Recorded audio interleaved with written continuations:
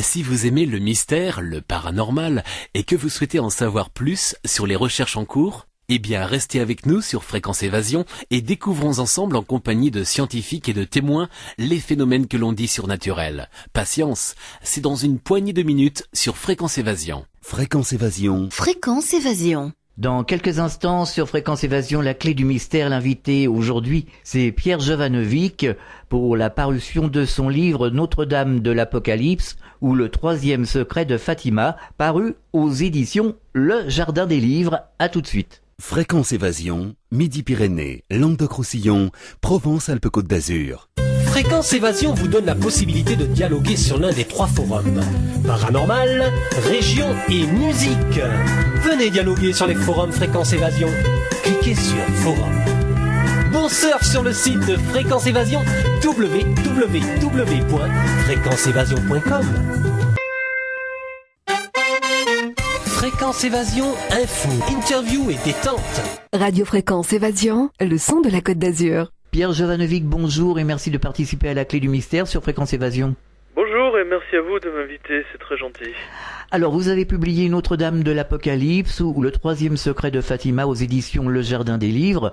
Alors, en 1917, au Portugal, il y a eu un phénomène surnaturel lors de l'apparition de la Vierge à 3 enfants et 70 000 personnes ont vu danser le soleil. Je vous laisse nous expliquer la suite. Écoutez, c'est la première fois dans l'histoire humaine que lors d'une apparition de la Vierge, et en fait techniquement qu'un dieu ou une déesse, enfin bref une divinité, convoque tout un peuple 3 mois avant, en donnant rendez-vous donc 3 mois plus tôt, en leur demandant de se rendre spécifiquement sur le champ de la Cova di Iria à Fatima, où la Vierge avait annoncé qu'elle ferait un grand miracle afin que tous puissent croire.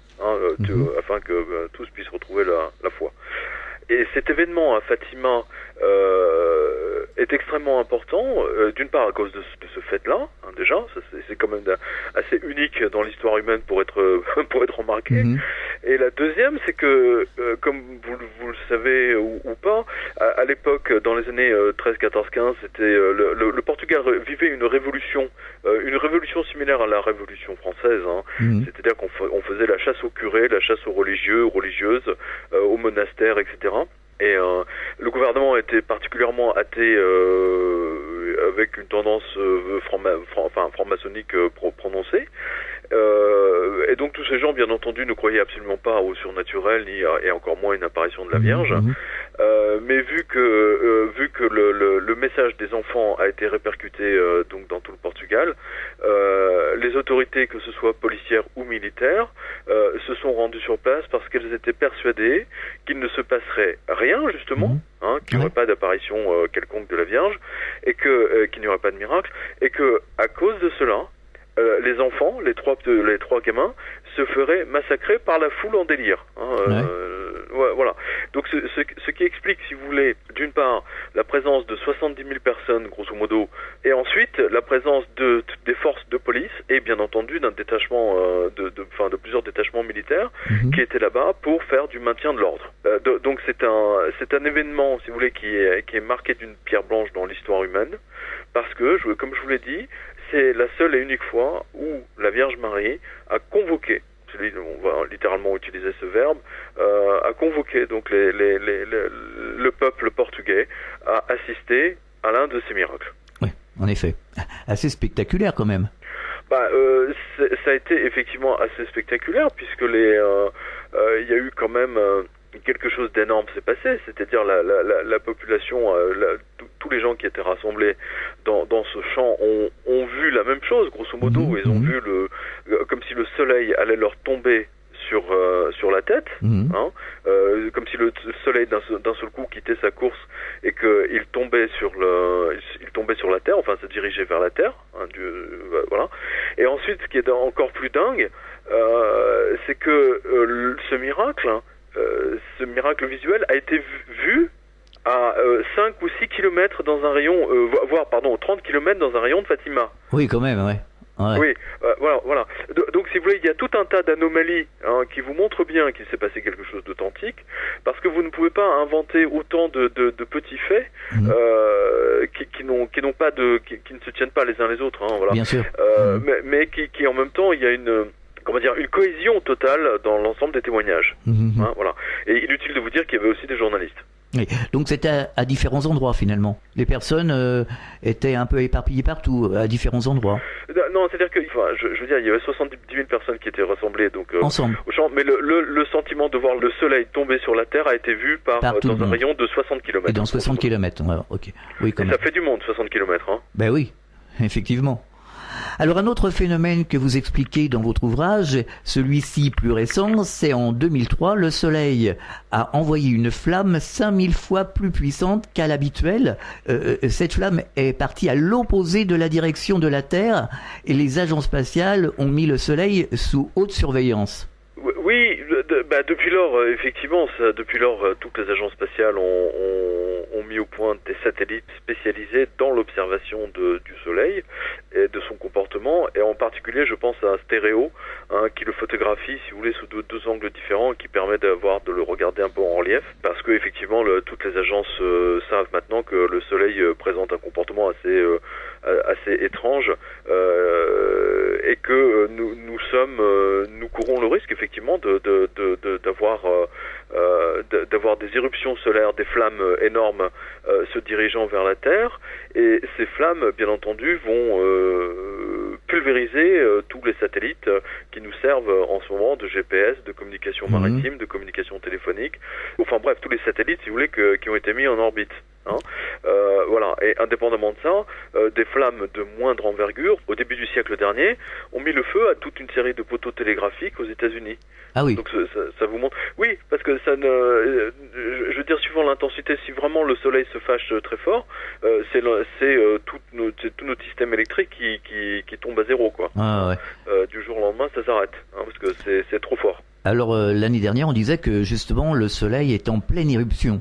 Écoutez, on voit ça assez régulièrement. Ce qui ressort, si vous voulez, de toutes ces observations scientifiques, et justement, c'est là où il est intéressant de les recouper avec ce miracle de la Vierge, c'est qu'en fait, techniquement, elle dit bien par ce miracle, en montrant bien que c'est quelque chose qui vient du Soleil, hein, voilà, et que ça va mettre à bas l'ensemble de nos communications, indépendamment de tout le reste.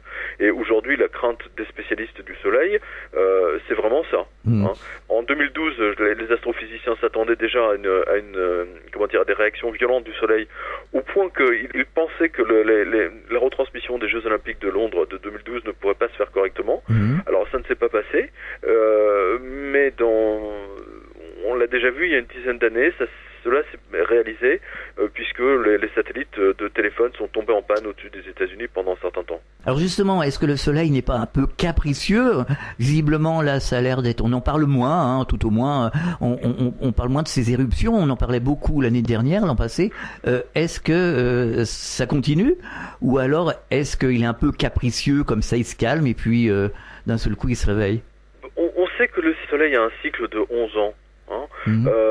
Mais à part ça, on ne sait pas grand-chose. Hein. Ouais.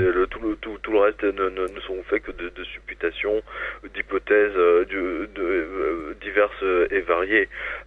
Et c'est une des raisons supplémentaires pour lesquelles il faut impérativement prendre l'avertissement de la Vierge à Fatima très très très au sérieux. Justement, est-ce que tous ces signes ne sont pas des signes pour nous réveiller, pour nous secouer, afin d'interpeller les consciences sans pour autant tomber dans le catastrophisme ? On est déjà bien atteint comme ça, hein, il me semble. Écoutez, je dirais simplement, si vous voulez, que c'est un avertissement. Un avertissement est un message. C'est à nous de le prendre au sérieux ou pas. Il est clair que aujourd'hui, la foi dans le Christ a sérieusement baissé par rapport à l'époque de Fatima, c'est évident.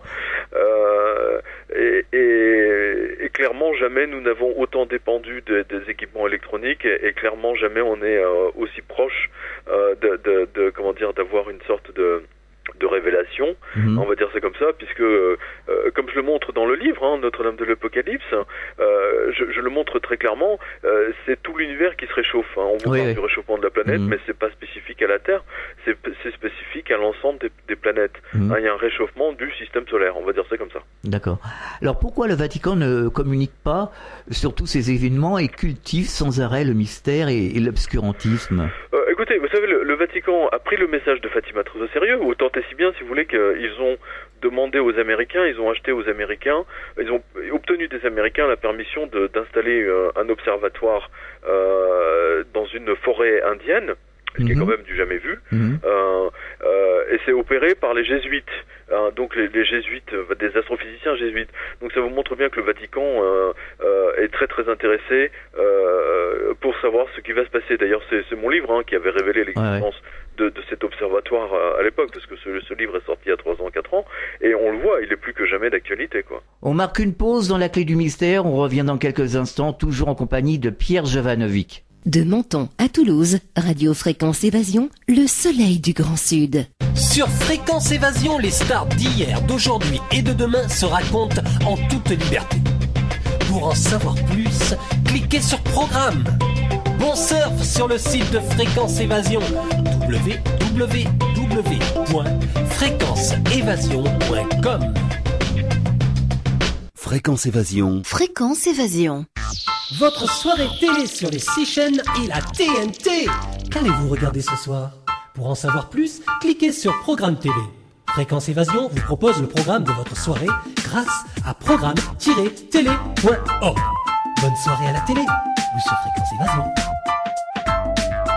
Partout dans le Grand Sud, Fréquence Évasion. Nous sommes de retour sur Fréquence Évasion, c'est la clé du mystère. Nous sommes toujours en compagnie de Pierre Jovanovic pour la parution de son ouvrage Notre-Dame de l'Apocalypse ou le 3e secret de Fatima, paru aux éditions Le Jardin des Livres. À la page 14, vous parlez de l'Apocalypse, c'est pour quand? Alors déjà, rappelons le vrai sens du mot Apocalypse, parce que c'est un mot qui fait peur à tout le monde. Oui, mais Apocalypse, en fait, c'est une sorte de révélation, mais cela dit, je pense que à juste titre, le terme Apocalypse doit faire peur à tout le monde, parce que c'est ça que ça veut dire. L'Apocalypse a pris cette dimension-là à cause du livre de Jean. Le dernier texte qu'on trouve dans le Nouveau Testament, c'est l'Apocalypse de Jean, et l'Apocalypse montre bien, d'ailleurs c'est intéressant parce que dans le texte de Jean, on voit un ange exciter le soleil. On voit bien que le soleil joue une part déterminante dans ce qui va se passer à un moment donné. Alors, sur les différentes antennes de radio, en ce moment, on entend parler d'extraterrestres, de phénomènes ovnis. On intègre des images dans les pubs, dans les séries, même dans les séries pour enfants. On parle beaucoup de divulgation pour 2013-2014. Est-ce que toutes ces choses ne sont pas faites pour nous sensibiliser à une éventuelle divulgation, à un changement radical de civilisation pour aller vers un renouveau? Écoutez, je ne sais pas. De toute façon, par définition, le texte de Jean parle d'un renouveau. Ça c'est clair. Moi, je ne mélange pas alors du tout. Je m'oppose formellement à quelqu'un qui s'appelle à quelques curés qui parlent avec les morts, qui explique, qui a le culot d'expliquer que l'apparition de ce qui s'est passé à Fatima en fait était l'œuvre d'OVNI, quoi. Bah oui, bien sûr. Ouais. C'est évident. D'ailleurs, il est tellement brillant ce curé qu'il nous explique quand dans l'histoire humaine les ovnis justement ont donné rendez-vous aux humains 3 mois avant. Alors là, je rappelle quand même pour le principe que la Vierge a utilisé 3 enfants. Ouais.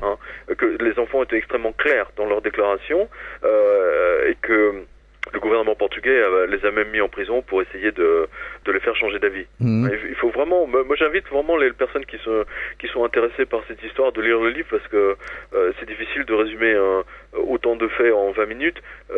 Oui, évidemment. Parce que c'est fascinant, parce que c'est absolument fascinant et qu'il y a un véritable message authentique et que les premiers à vouloir détruire ce message étaient les curés. Ils le sont toujours d'ailleurs. Non, je vous pose cette question parce que quelque part tout est lié, sans parler des curés, je veux dire. Je sais pas, je me suis pas vraiment intéressé aux je ne me suis pas intéressé aux ovnis. Je ne mélange pas, si vous voulez, les apparitions de la Vierge aux ovnis. Voilà. Ça pour moi, c'est 2 choses différentes. D'accord. Alors, on dit beaucoup de choses sur le secret de Fatima. Il aurait été révélé en partie par le Vatican. Alors, c'est quoi finalement ce troisième secret de Fatima ? Écoutez, le secret de Fatima, il est extrêmement clair. Il faut revenir, si vous voulez, sur le mécanisme qui m'ont permis, si vous voulez, de comprendre, de donner le texte en entier et de montrer que le texte, que le texte que donne dans le livre Malachi Martin n'est absolument pas celui qui a été donné par le futur Benoît XVI, Ratzinger, qui à l'époque était cardinal.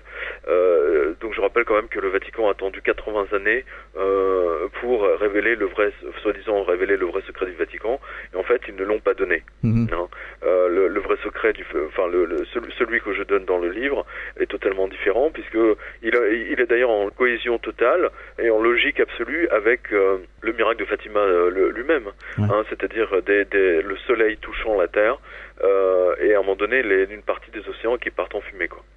Mais pourquoi le Vatican ne communique pas aujourd'hui?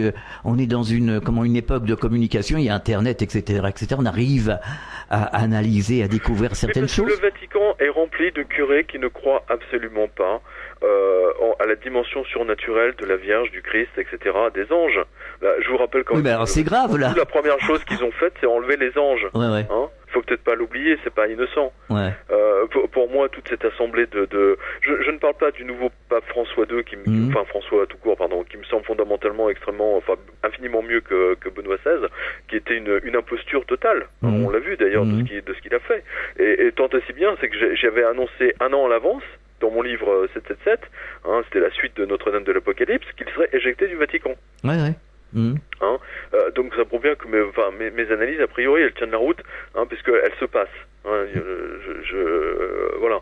Et malheureusement, je crains que le pape François ait une fin un peu triste. Ah oui?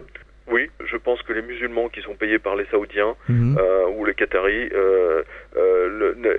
n'hésiteront devant rien pour tuer le pape. Oui. Alors, fut un temps d'ailleurs, l'Église a retiré la réincarnation des Écritures. Écoutez, la réincarnation, si vous voulez, l'Église a passé tellement de choses, son temps à retirer des choses, tant et si bien, si vous voulez, qu'elle a vidé l'Église. Aujourd'hui, vous avez des églises vides, vous avez des églises fermées, des églises qu'on vend. Ça, c'est le résultat de Vatican II, tout simplement.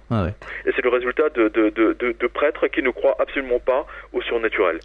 C'est grave. C'est très grave. Oui, c'est grave. Ça porte même à sourire, parce que, je sais pas, c'est comme un boulanger qui vend pas de pain. Enfin bon, bref. Une dernière chose, beaucoup d'entre nous s'interrogent sur l'installation d'un télescope géant prénommé Lucifer dans le désert. Pourquoi faire?